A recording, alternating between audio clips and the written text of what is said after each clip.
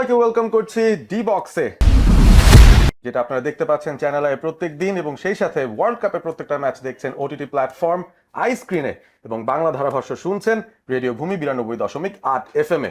আজকের পর্বটা বিশেষ, কারণ একটা বিশেষ ম্যাচ আমরা গতকাল দেখে ফেলেছি, এবং তারপর ডি বক্সের যে এপিসোডটা হয়েছিল সেখানে কিন্তু একেবারে আর্জেন্টিনা এবং ইজিপ্টের ম্যাচের ফাইনাল রেজাল্ট এবং অ্যানালিসিস আপনারা শুনতে পেরেছিলেন।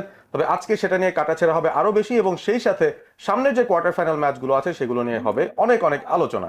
আজকের পর্বে আপনাদের সঙ্গে আমি রয়েছি আহমেদ বিন পারভেজ, এবং আমার সঙ্গে আছেন ধারাভাষ্যকার এবং ক্রীড়া বিশ্লেষক শামসুল ইসলাম। ধন্যবাদ পারভেজ।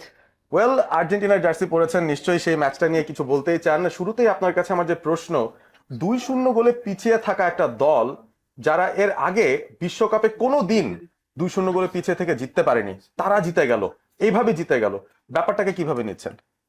অবিশ্বাস্য কামব্যাক, আমি এটাই বলবো। এবং আপনি সেনেগাল বেলজিয়ামের ম্যাচটা যদি রাউন্ড অফ 32-তে দেখে থাকেন, ওই ম্যাচটা তো সিমিলার কাইন্ড অফ রেজাল্ট হয়েছিল, যদিও ওই ম্যাচটা এক্সট্রা 30 মিনিটসে গড়িয়ে গিয়েছিল, and last minute goal was the decider বেলজিয়ামের জন্য।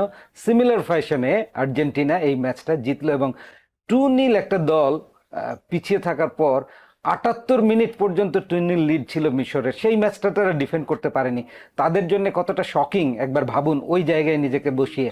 অ্যাট দ্য সেম টাইম মাত্র 14 মিনিটে 3টা গোল করে যেভাবে এগিয়ে এলো এবং ম্যাচটা জিতে কোয়ার্টার ফাইনালে উঠে আসলো Argentina, this is simply awesome awesome. এবং এইখানেই প্রমাণিত হয় আর্জেন্টিনা একটা high profile team, defending champion, এবং বড় ম্যাচের বড় দল এরা। স্কালোনির বিশ্বকাপ জেতার অভিজ্ঞতা আছে, যে অভিজ্ঞতা Messi and other few members তাদেরও আছে, এবং এই ধরনের ক্রাঞ্চ মোমেন্ট কিভাবে ওভারকাম করতে হয় তাদের চেয়ে আর ভালো কে বা জানে। না, অবশ্যই, যেহেতু বললেন একটা ক্রাঞ্চ গেম, সেই ক্রাঞ্চ মোমেন্টে আসলে বড় প্লেয়াররা জেগে ওঠেন। তবে এই ম্যাচটা থেকে আমরা তা দেখেছি, আর্জেন্টিনা তারা পেনাল্টি পেয়ে গিয়েছিল, এবং সেখানে পেনাল্টি নিতে গেলেন স্বয়ং লিওনেল মেসি, এবং আরো একটা পেনাল্টি মিস। সো এই পেনাল্টির সঙ্গে তার এই অন্যরকম যোগাযোগের ব্যাপারটা কি আসলে? এই বিশ্বকাপেই তো মেসি দুটো পেনাল্টি মিস করলো, স্টিল সেকেন্ড গোলটা তার, and he is the leading scorer right now. আপনি দেখেন যে 15 মিনিটে মিশর লিড নিল, 19 মিনিটেই পেনাল্টি পেয়ে গিয়েছিল আর্জেন্টিনা। ওই গোলটা যদি হয়ে যেত, 1-1 সমতা ফিরতো খুব আর্লি ম্যাচে, তখন কিন্তু আর্জেন্টিনার সামনে আরও এগিয়ে গিয়ে ম্যাচের লিড নেওয়াও সম্ভবপর হতো। কিন্তু সেই সুযোগ মিশর দেয়নি, অ্যান্ড মেসি মিস করাতেই সেই সুযোগটা পায়নি Argentina. So this all part of the game. Messi কিন্তু হতোদ্যম হয়ে যায়নি, ওইটাই বলছি যে এইরকম বিমর্ষ একটা অবস্থা থেকেও কিভাবে বাউন্স ব্যাক করতে হয়, নিজের মেজাজ ধরে রাখতে হয়, টেম্পারামেন্ট ধরে রাখতে হয়, পুরো দলকে ইউনিফাইড করতে হয়, এবং ওই যে দলীয় সমঝোতায় এন্ড রেজাল্টটা পজিটিভলি বের করে নিয়ে আসতে হয়। মেসির আর্জেন্টিনা সেটাই করে দেখিয়েছে, হতোদ্যম না হয়ে। ফার্স্ট হাফ 2-0 মানে 1-0 পিছিয়ে থাকার পর 67 মিনিটে 2-0 পিছিয়ে যাওয়ার পরেও তারা বাউন্স ব্যাক করেছে, এবং মাত্র 14 মিনিটে 3টা গোল। মেসি সাপ মোচন করেছেন, তার দ্বিতীয় গোলটা এক্সেলেন্ট ওয়ান, পাওয়ারফুল শটে বিট করেছেন মোস্তাফাকে। এবং মেসির ওই গোলটা যখন দিয়েছেন তখনও কিন্তু খেলায় মাত্র সমতা আছে, এবং তার আগেও প্রথম যে গোলটা এসেছিল সেটা আর্জেন্টিনার হেডার থেকে এসেছিল, এবং ক্রিশ্চিয়ান রোমেরো সেই হেডারটা দিয়েছিলেন। সো আপনার কাছে কি মনে হয় যে ম্যাচ যত চলছিল তত আর্জেন্টিনা বুঝতে পারছিল যে এই দলটাকে ভাঙতে হলে কি করতে হবে? কারণ পরবর্তীতে তারা পুরোপুরি ক্রস অ্যান্ড হেডারই কিন্তু গেল। হ্যাঁ, স্ট্র্যাটেজি তো স্কালোনি ডেফিনেটলি চেঞ্জ করেছে, যখন দেখছেন যে টিকে টাকা ফুটবল, ছোট ছোট স্পেসে 1-2-1 মানে সুযোগ তৈরি করা সম্ভব হচ্ছে না। একটা পর্যায়ে তো দেখলাম মেসি নিচের দিকে নেমে এলেন, এবং সেখান থেকে উপরে উঠে গিয়ে বিল্ড আপ করলেন অ্যাটাক, এবং সুযোগ খুঁজে নিয়ে গোল করলেন। অফকোর্স প্ল্যান বি কাজ করেছে তাদের জন্য, and it has been executed by the players very nicely. Last minute goal যেই ম্যাচের ডিসাইডার, মানে এর চেয়ে আর কি হতে পারে? 90+ থার্ড মিনিটে এনজোর গোলটা ডিসাইডার ছিল। ওয়েল, ডিসাইডার এই গোলটা হওয়া সত্ত্বেও অনেক কিছু নিয়ে কিন্তু সমালোচনাও হচ্ছে। এই ম্যাচে ভিএআর এর কনসেপ্টটা কিভাবে কাজ করেছে, রেফারি কোন কোন সিদ্ধান্তগুলো আসলে ইজিপ্টের বিরুদ্ধে দিয়েছেন, অনেকে কিন্তু সেটাই বলছেন যে এই মিশরের বিরুদ্ধেই নাকি কিছু সিদ্ধান্ত চলে গেছে। সালার একটা পেনাল্টি কল ছিল, যেটা আসলে শেষ পর্যন্ত না কল করে ওই এন্ড থেকে কিন্তু শেষ পর্যন্ত গোলটা হয়েছে। সো এই যে ছোট ছোট কিছু সিদ্ধান্ত রেফারির, আপনার কাছে কি মনে হয়েছে যে এখানে কোনো ধরনের পক্ষপাতিত্ব দেখানো হয়েছে রেফারির এন্ড থেকে আর্জেন্টিনার জন্য? খালি চোখে লেম্যান পয়েন্ট অফ ভিউ থেকে বা সাধারণ দর্শকের জায়গা থেকে আপনি হয়তো এভাবে বলতেই পারেন, চিন্তা করতেই পারেন, কিন্তু পেশাদারিত্বের জায়গা থেকে বা as part of team players, ওই জায়গা থেকে সব কিছুকেই রেফরির ভুলটাও কিন্তু খেলারই অংশ। আমরা যেমন ক্রিকেটে বলি আম্পায়ার্স ডিসিশন, আইদার সেটা রং হলেও সেটা মেনে নিতে হয়। তো ফুটবলের ক্ষেত্রে এইরকমই, যদিও ভার আসাতে আমরা প্রত্যাশা করেছিলাম যে আরও সূক্ষ্ম বিশ্লেষণ হবে, ফেয়ার জাজমেন্ট হবে, দলগুলোর প্রতি 100% জাস্টিস হবে। ইয়েস, কিছু কিছু বিতর্ক ডেফিনেটলি ফিফা তৈরি করেছে। আপনি দেখেন বালাগানের রেড কার্ড উইথড্র করে নিয়েছে, মানে হাউ কামস? আমাদের দীর্ঘদিনের ওয়ার্ল্ড কাপ দেখার অভিজ্ঞতায় তো মনে করতে পারি না এরকম কোনো ঘটনা সাসপেনশন উইথড্র করে নেওয়া হয়েছে রেড কার্ড জনিত। তো এই ধরনের কিছু বিতর্ক ডেফিনেটলি কালকের ম্যাচেও তৈরি হয়েছে। দেন এগেইন আমাদের রেফারির ফাইনাল সিদ্ধান্তের উপর আস্থা রাখতে হবে। এখানে বড় ডিফারেন্সটা করেছে টেম্পারমেন্ট ধরে রাখতে না পারার যে ব্যাপারটা, অর্থাৎ till the very end, last whistle অবধি, প্রথম মিনিট থেকে যে ধরনের টেম্পো মেজাজ নিয়ে আপনি মনোযোগ নিয়ে খেলেন, সেই মনোযোগ সংযোগটা till the very end, last whistle অবধি ধরে না রাখতে পারাটা আমার মনে হয় মিশরকে ফাইনালি পিছিয়ে দিয়েছে। এবং ম্যাচ শেষে আসলে তাদের হেড কোচ থেকে শুরু করে তাদের খেলোয়াড়রা সবাই তাদের ডিসঅ্যাপয়েন্টমেন্ট জানিয়েছেন, দেখিয়েছেন, বলেওছেন। তবে সেই দিকে আসলে কর্ণপাত করছে না আর্জেন্টিনা। তারা চলে গেছে কোয়ার্টার ফাইনালে, যেখানে তাদের প্রতিপক্ষ হবে সুইজারল্যান্ড। এবং সুইজারল্যান্ড কলম্বিয়ার ম্যাচেও তো আপনি ধারাভাষ্যে ছিলেন।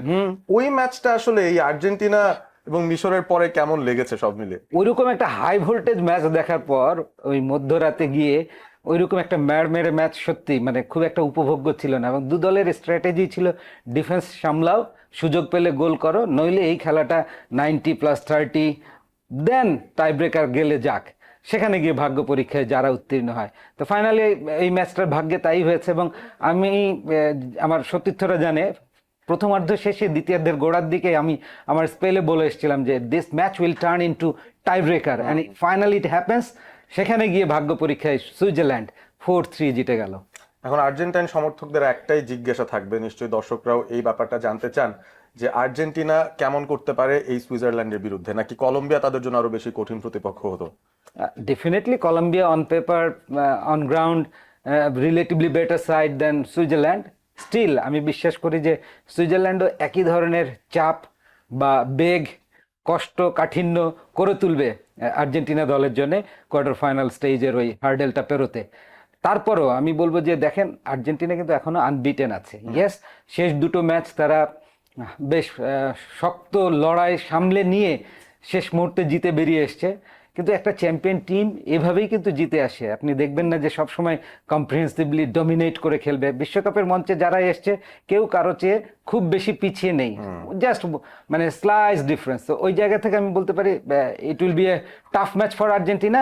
Again Argentina will win the match finally. দেখা যাক, সেই ম্যাচটা তো পরে। তবে প্রথম যে কোয়ার্টার ফাইনাল, সেখানে কিন্তু আফ্রিকা ভার্সেস ইউরোপের খেলা আমরা দেখব।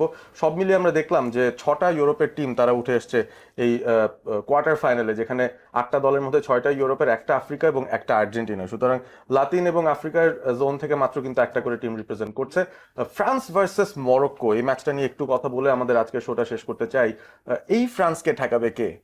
না, ফ্রান্স খুবই কম্প্যাক্ট, সলিড, ওয়েল ইউনাইটেড, এবং দলগত পারফরমেন্স বিবেচনায় ফ্রান্স অন্যান্য অনেক টিমের চেয়ে বেস্ট, মানে সলিড একটা টিম। সো ওই জায়গা থেকে যদি আমরা চিন্তা করি, এমবাপে মেসির লড়াইটা কিন্তু এখনো চলছে। মেসির হয়তো 10টা গোল হতে পারতো, তিনি 2টো পেনাল্টি না মিস করলে। এমবাপের সঙ্গে এখনো লড়াইটা চলছে তাদের। এমবাপে 7-এ আছেন, মেসি 8-এ আছেন। এই ওয়ার্ল্ড কাপ শেষে আপনার প্রেডিকশন কি বলে, কে গোল্ডেন বুট জিততে পারে? টাফ। আমি চাইবো মেসি জিতুক, কিন্তু মস্তিষ্ক বলছে হয়তো এমবাপ্পে জিতে নিতে পারে। ওয়েল, আমরা গোল্ডেন বল নিয়ে আলোচনা করতে পারি, যেখানে ফ্রান্সের ওলিসে, তিনি এখনো পর্যন্ত 5টা অ্যাসিস্ট নিয়ে সবার উপরে আছেন। তার পেছনেই পারফর্ম করে মেসিও কিন্তু আস্তে আস্তে উঠে আসছেন, তারও কিন্তু একটা অ্যাসিস্ট আমরা গত ম্যাচটায় দেখলাম। সো দিন শেষে কি ওই অ্যাসিস্ট যারা বেশি করছেন বা যারা গোল তৈরি করতে কন্ট্রিবিউট করছেন, তাদেরই গোল্ডেন বল পাওয়ার সম্ভাবনা বেশি থাকে? গোল্ডেন বল ওই দিকেই যায় যারা ম্যাচ জেতাতে দলকে অনন্য ভূমিকায় রাখেন এবং এগিয়ে নেন, কমপ্লিট ফুটবলটা খেলেন। মেসি কিন্তু এই সবগুলো সহজাত প্রতিভা নিয়ে পারফর্ম করছেন, গোল করছেন, করাচ্ছেন। It's very tough. হয় না যে ফেয়ারলি ডিস্ট্রিবিউট করে দেয়। যদি এইখানে টপ স্কোরার হয়ে যায়, হয়তো গোল্ডেন বলের জন্য তাকে হয়তো বিবেচনা নাও করতে পারে। ওয়েল, দেখা যাক শেষ পর্যন্ত এই ওয়ার্ল্ড কাপের কোয়ার্টার ফাইনালে কি কি অপেক্ষা করছে। কারণ ফ্রান্স ভার্সেস মরক্কোর পাশাপাশি ইংল্যান্ড ভার্সেস নরওয়ের খেলা আছে, স্পেন ভার্সেস বেলজিয়াম আছে, এবং সেই সাথে আর্জেন্টিনা ভার্সেস সুইজারল্যান্ড, যে ম্যাচটা নিয়ে আমরা আলোচনা করলাম। আমরা ডেফিনেটলি প্রত্যেকটা ম্যাচের ব্যাপারে যে প্রিভিউ রিভিউ সবই দিতে থাকবো ডিবক্সের সঙ্গে। প্রতিদিন আপনারা থাকবেন, দেখবেন চ্যানেল আয়ের পর্দায়, সেই সাথে ওটিটি প্ল্যাটফর্ম আইস্ক্রিনে আপনারা ওয়ার্ল্ড কাপের সবগুলো ম্যাচ দেখতে পাচ্ছেন, এবং সেই সাথে বাংলা ধারাভাষ্য শুনতে টিউন করবেন রেডিও ভূমি 92.8 FM এ। আজকের মতো ডিবক্স থেকে বিদায় নিচ্ছি আমরা দুজন, দেখা হবে আগামীকাল।